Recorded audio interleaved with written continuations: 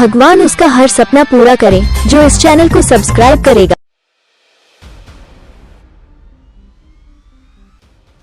दक्ष गुलजीत को दिव्य युद्ध सहायक पत्थर के बारे में बता रहा था, लेकिन गुलजीत को उसकी बातों पर यकीन ही नहीं हुआ। इसलिए गुलजीत ने कहा, यदि स्पेस टूर की दुनिया एक ही हुई तो? दक्ष ने कहा, स्पेस टूर की शक्ति पूरे ब्रह्मांड में है। केवल धरती पर ही मानव योद्धाओं ने अपनी क्षमता के अनुसार इस पर नियंत्रण और इसके विनिर्माण में सफलता पाई है। यदि स्पेस टूर की शक्ति दूसरे ग्रह में होगी तो फिर तुम्हें वहां ये पहुंचा देगा। गुलजीत काफी उत्साहित दिख रही थी। यदि सबसे बड़ा खजाना निकलने की बात स्पष्ट हो जाती तो दक्ष भी से सक्रिय कर सुंदरवन से निकलना चाहता था और स्पेस टूर की दूसरी दुनिया में पहुंचना चाहता था। स्पेस टूर की पेंटिंग न केवल दक्ष के पास थी बल्कि ये मृणालिनी के पास भी थी। दक्ष यदि मृणालिनी के स्पेस टूर की दुनिया में पहुंच जाता तो फिर उसे झुंझुनू की लंबी यात्रा नहीं करनी पड़ती। हालांकि ये जोखिम भरा था। मृणालिनी महारानी चिनाई की करीबी थी। यदि उसे पता चल जाता तो फिर दक्ष के लिए संकट उत्पन्न हो जाता। दक्ष ने काफी सोच विचार किया और फिर फैसला किया कि आने वाले समय में परिस्थिति जिस दिशा में बढ़ने को कहेगी वो उसी दिशा में जाएगा। हालांकि दक्ष एक बात को लेकर स्पष्ट था कि बिना किसी कारण के दक्षिणी पहाड़ी के अंदर स्पेस टूर की दुनिया नहीं हो सकती है। दक्ष वास्तव में उस कारण को खोजना चाहता था। उसने गुलजीत से कहा, यहां आसपास पड़े पत्थर बेशकीमती हैं। इनकी ऊर्जा को अवशोषित करने से कई योद्धाओं को लाभ मिल सकता है। मैं चाहता हूं कि पवित्र समुदाय के प्रत्येक योद्धा की क्षमता मेरे समकक्ष हो, क्योंकि मैं अपने योद्धा की संख्या बढ़ाकर इतना नहीं कर सकता हूं कि वो मेरे दुश्मनों के सैनिकों का सामना कर सके। मेरे पास सीमित संख्या में योद्धा रहेंगे, लेकिन एक एक योद्धा की क्षमता इतनी हो कि वो अकेले ही किसी राज्य की सेना को हराने की क्षमता रखता हो। इसलिए इन पत्थरों को पेंटिंग के अंदर रखो। फिर दक्ष अपनी तलवार का इस्तेमाल कर आसपास के पत्थरों को काटता रहा और गुलजीत उन पत्थरों को पेंटिंग के अंदर रखती गई। इसके बाद उसने सोने की ऊपरी परत को भी काटकर अपनी पेंटिंग में रख लिया।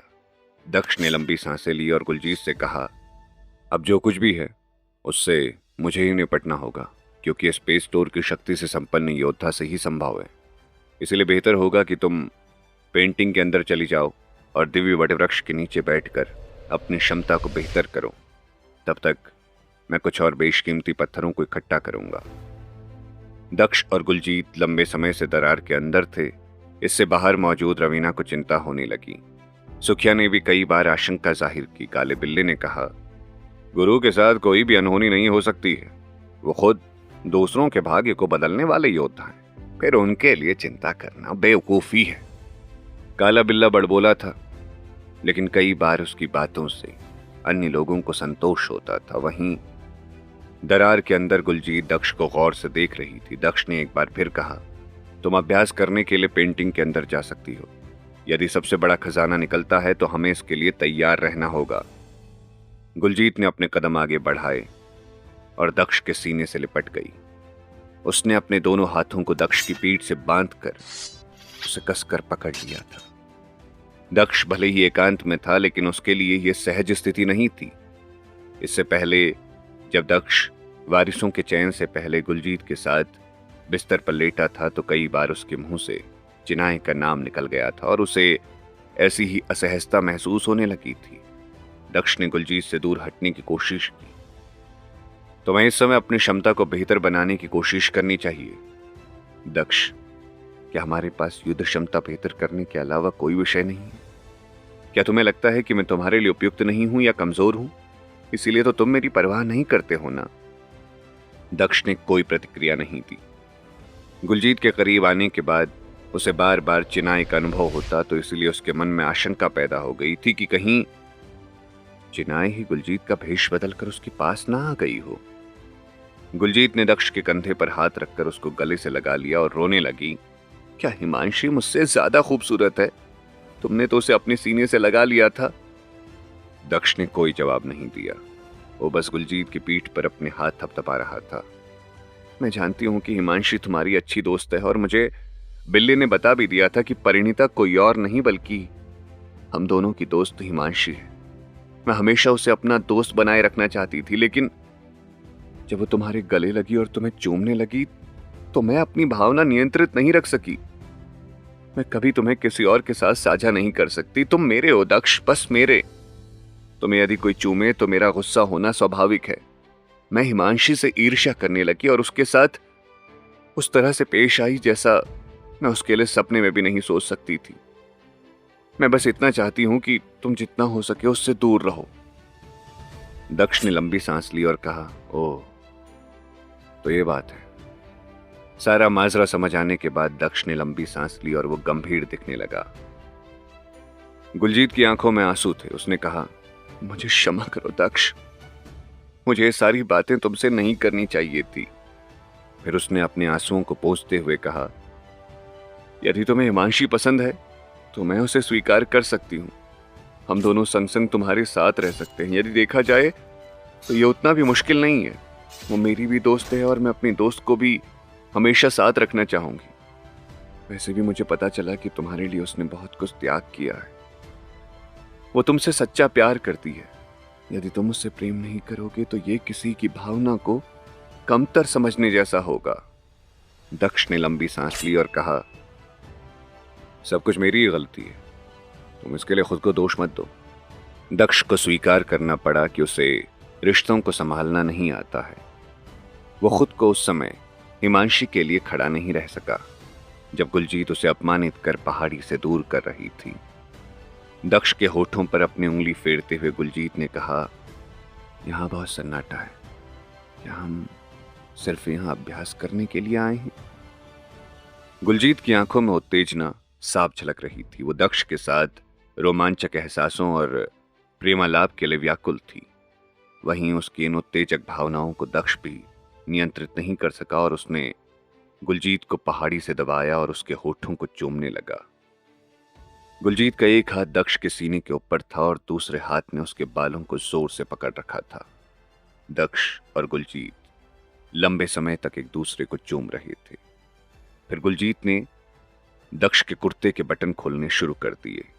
दक्ष चाहकर भी गुलजीत को रोक नहीं सका और गुलजीत इस प्रेमालाप के मौके को हाथ से निकलने नहीं देना चाहती थी। लेकिन तभी दक्ष को काले बिल्ले का संदेश मिला। गुरु, आदिम जाति की राजधानी क्षेत्र से 9 अलग अलग रंगों की किरण निकलती हुई दिखाई दे रही है। अब उनको लगता है कि जल्द ही खजाना बाहर आने वाला है। काले बिल्ले के संदेश को सुनकर दक्ष गुस्से से झल्ला उठा। उसने मन ही मन सोचा, क्या खजाना थोड़ी देर बाद बाहर नहीं आ सकता था? क्या उसे अभी ही बाहर आना था?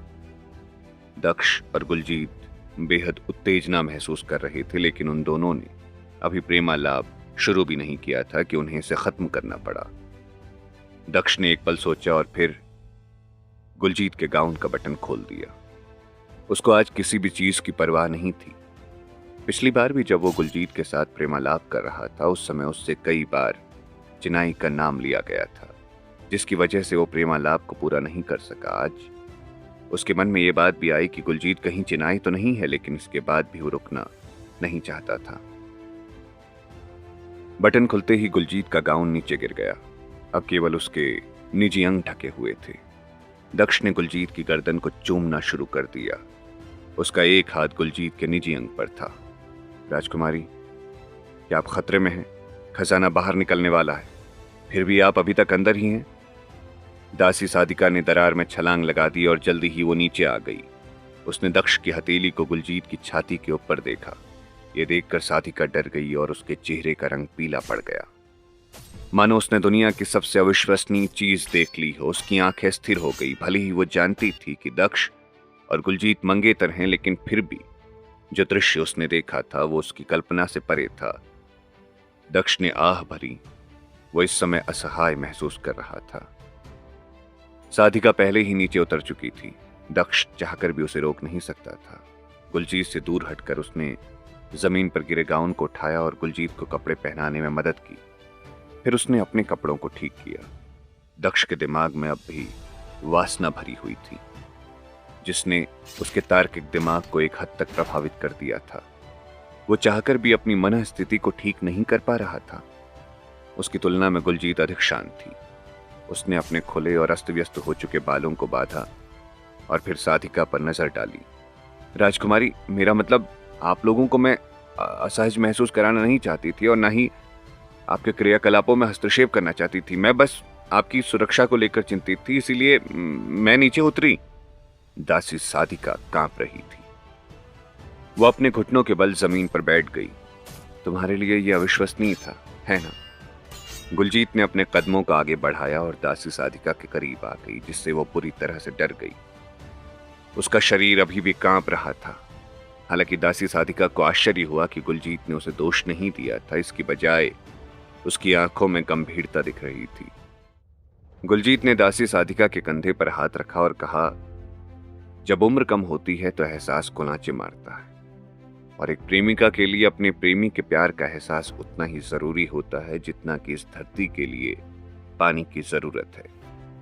प्यार और प्यार के सारे एहसास हमारी भावनाओं से जुड़े हैं, जो एक दूसरे के करीब आने पर ज्वलंत हो जाते हैं। यदि हम इस उम्र में इन एहसासों का अनुभव नहीं करते हैं तो बढ़ती उम्र के साथ हमारे साथ केवल एक बात होगी, जिसे पछतावा कहते हैं। हम अपनी जिंदगी को केवल दूसरों की भलाई और खुद को शक्तिशाली बनाने के लिए कुर्बान नहीं कर सकते हैं ना। हमारे लिए भी हमारा कुछ दायित्व होता है। हमारी भावना की रक्षा का दायित्व हमारा ही है और हमें उनकी पूर्ति करनी चाहिए। दासी साधिका ने कोई टिप्पणी नहीं की। गुलजीत ने आगे कहा, यदि कोई प्रेम करे तो उसे अपनी भावना का इजहार करना चाहिए। कहते हुए गुलजीत दरार से बाहर निकल गई। दक्ष पहले ही बाहर जा चुका था। दक्ष दरार से बाहर निकल आया। काला बिल्ला, सुखिया और अमर प्रथम फौरन उसके पास पहुंच गए। उन्होंने पूछा कि इतने लंबे समय तक वो दरार के अंदर क्यों रहा। उन सभी ने अनुमान लगाया था कि दरार के अंदर दक्ष को कुछ अविश्वसनीय वस्तु मिली है, जिसकी वजह से वो लंबे समय तक दरार के अंदर रहा। अमर प्रथम की सूंघने की क्षमता काफी बेहतर थी। उसने पूछा, पवित्र समुदाय के महामहिम, आपके शरीर से इत्र की इतनी खुशबू क्यों आ रही है? दक्ष को जवाब देता इससे पहले ही अमर प्रथम ने कहा, इस इत्र की सुगंध जानी पहचानी सी लग रही है। ये ठीक वैसा ही महक रहा है जैसा कि गुलजीत के इत्र की गंध है। क्या दक्ष और गुलजीत के बीच की बात सभी को पता लग जाएगी?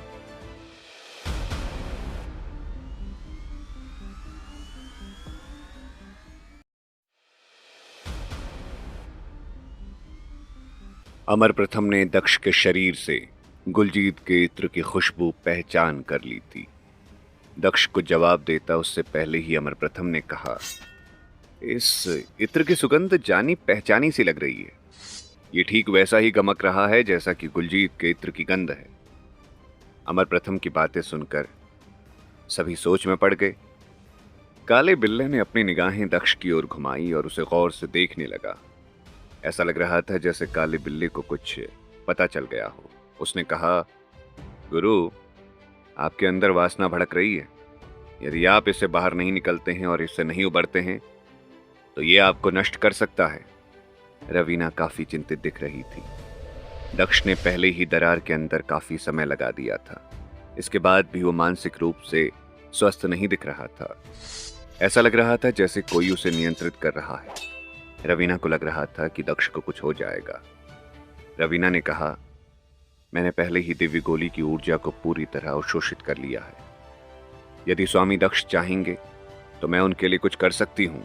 सुखिया ने दक्ष को देखा और रवीना से मुस्कुराते हुए कहा, क्या तुम सच में हमारे स्वामी के लिए कुछ भी कर सकती हो? सुखिया ने रवीना पर टिप्पणी की थी, लेकिन रवीना अब भी सुखिया के इशारे को समझ नहीं पाई।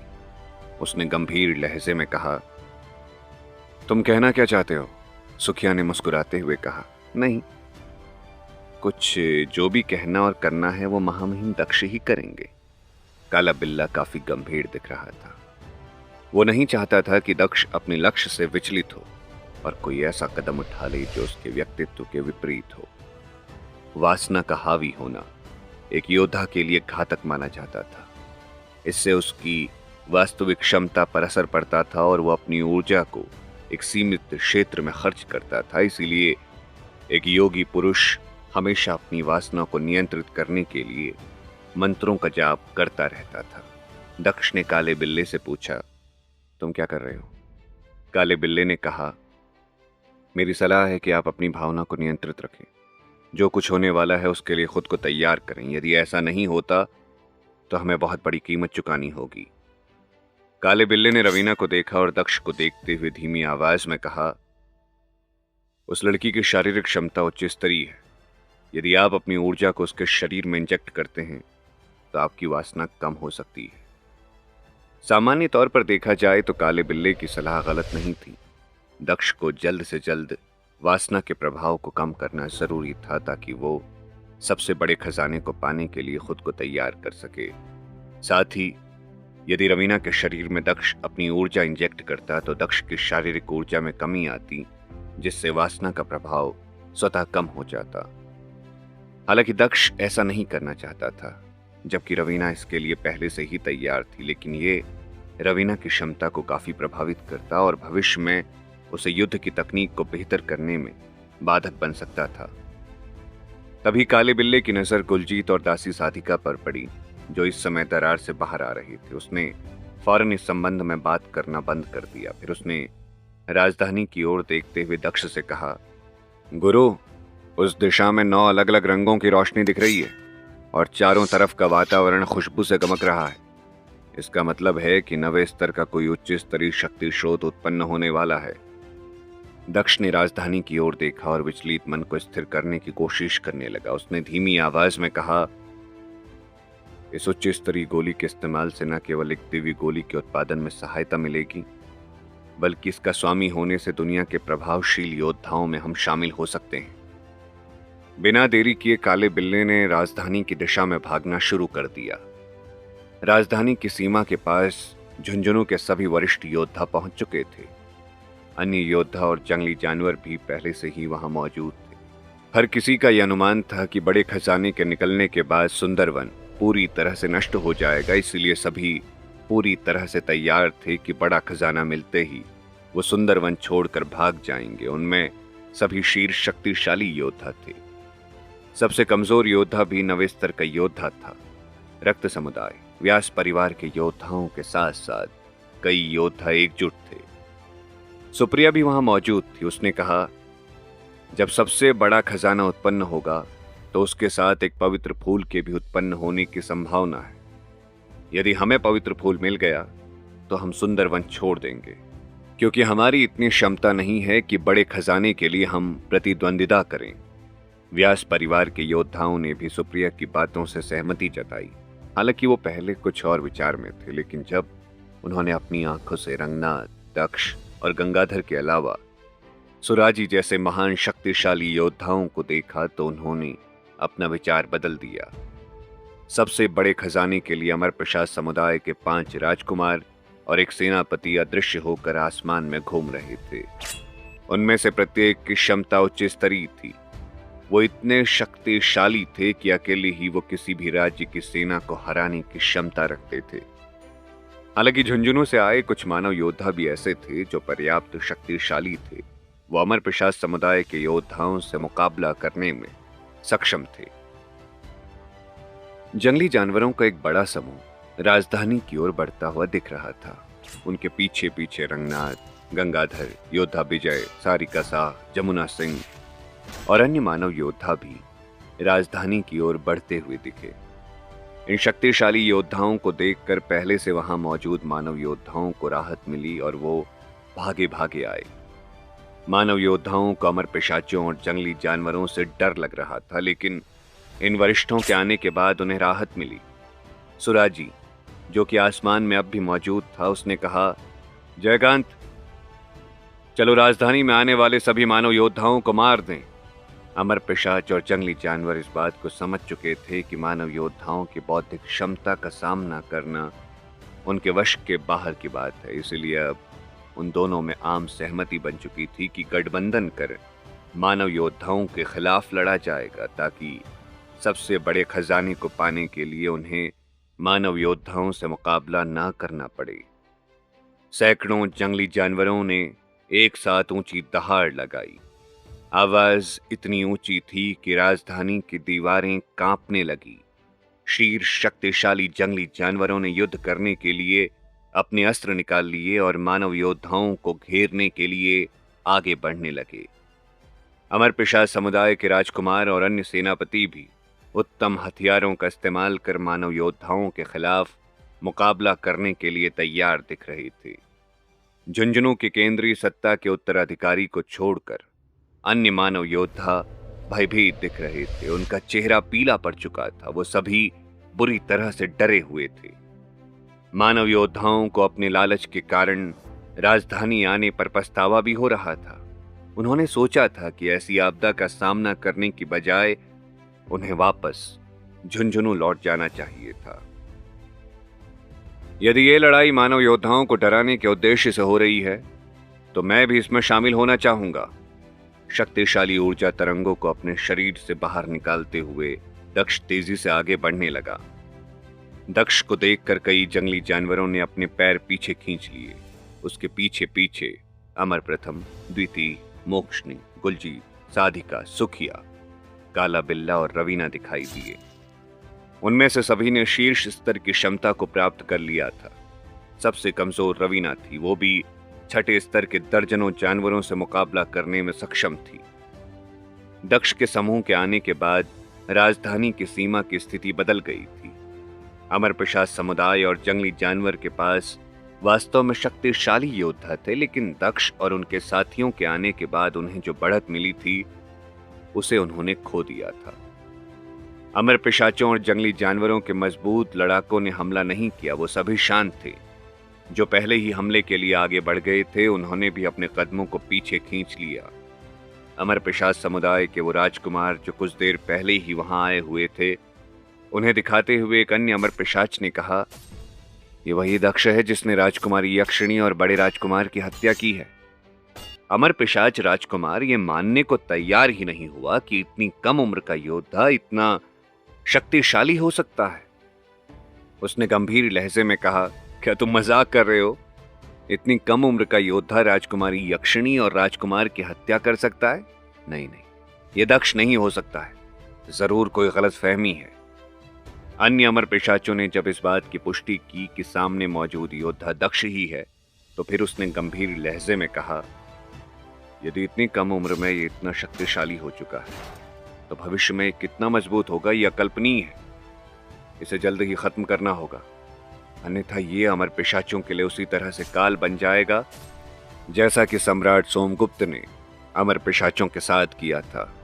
एक अमरपिशाच ने कहा, अफवाह है कि यह सम्राट सोमगुप्त का ही बेटा है, जो कि 800 साल बाद एक बार फिर लोगों के सामने आया है। दक्ष ने दक्षिणी पहाड़ी पर अपनी क्षमता का जितना प्रदर्शन किया था, उससे उसने कई लोगों के शक को मजबूत कर दिया था कि दक्ष वास्तव में 800 साल बाद लौटा है और वो सम्राट सोमगुप्त का बेटा है।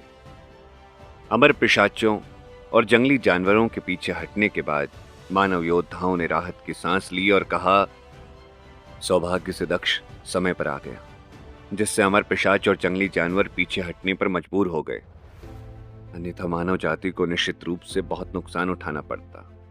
दूसरे ने कहा, हमारा दक्ष इतना मजबूत है कि वह अकेले ही सभी दुश्मनों पर भारी पड़ सकता है। एक अन्य योद्धा ने सहमति जताते हुए कहा, महारानी चिनाई ने 9 वारिसों की क्षमता को विकसित करने के लिए इतने सारे संसाधन खर्च किए ताकि मानव योद्धाओं के पास एक शीर्ष सेनानी हो जो जंगली जानवरों, अमरपिशाचों और मानव जाति के अन्य दुश्मनों को दबा सके। लेकिन दक्ष बिना अतिरिक्त संसाधनों का इस्तेमाल किए अपनी क्षमता इस स्तर की बना चुका है कि सभी वारिस यदि एक साथ हों तो भी वो दक्ष के बराबर नहीं हो सकते हैं। एक अन्य योद्धा ने कहा, दक्ष के साथी योद्धा भी बेहद मजबूत हैं। वो यदि 9 वारिसों को हराने में सक्षम ना भी हों तो भी उनसे मुकाबला करने में सक्षम हो सकते हैं। मानव योद्धाओं का अनुमान सही था। अमर प्रथम, अमर द्वितीय, सुखिया और दक्ष के अन्य सभी साथी 9 वारिसों की तुलना में कमजोर अवश्य थे, लेकिन उनकी क्षमता में इतना बड़ा अंतर नहीं था कि वारिसों के सामने उन्हें नतमस्तक होना पड़ता। यदि अमर प्रथम और द्वितीय एक साथ मिलकर 9 वारिसों में पहले स्थान के योद्धा से मुकाबला करते तो वो उसे हराने में सक्षम थे। सुखिया की क्षमता काफी उच्च स्तरीय थी। वो अतिरिक्त शक्तियों का इस्तेमाल कर अपने शरीर से आग उगल सकता था। दक्ष ने अपने साथी योद्धाओं की जो टुकड़ी तैयार की थी उसे देख कईयों को हैरानी हो रही थी और सभी अनुमान लगा रहे थे कि दक्ष भविष्य को लेकर कुछ बड़ा सोच रहा है। यदि दक्ष के सभी साथी अगले 100 वर्षों तक अपनी क्षमता को विकसित करते रहे तो निश्चित रूप से समूची दुनिया पर हावी होने में सक्षम हो जाएंगे। तब दक्ष कितना शक्तिशाली होगा इसके बारे में सोचकर कई योद्धाओं के माथे पर पसीना निकल आया। दक्ष की शक्ति वास्तव में सभी प्राणियों के मन में भय पैदा करने के लिए पर्याप्त थी। हाँ, एक बात स्पष्ट थी कि दक्ष अपनी वर्तमान क्षमता को देखते हुए किसी भी समुदाय की पूरी जाति से मुकाबला करने में सक्षम नहीं था। तो क्या दक्ष अपनी क्षमता के कारण अभी होने वाले युद्ध को शांत कर देगा?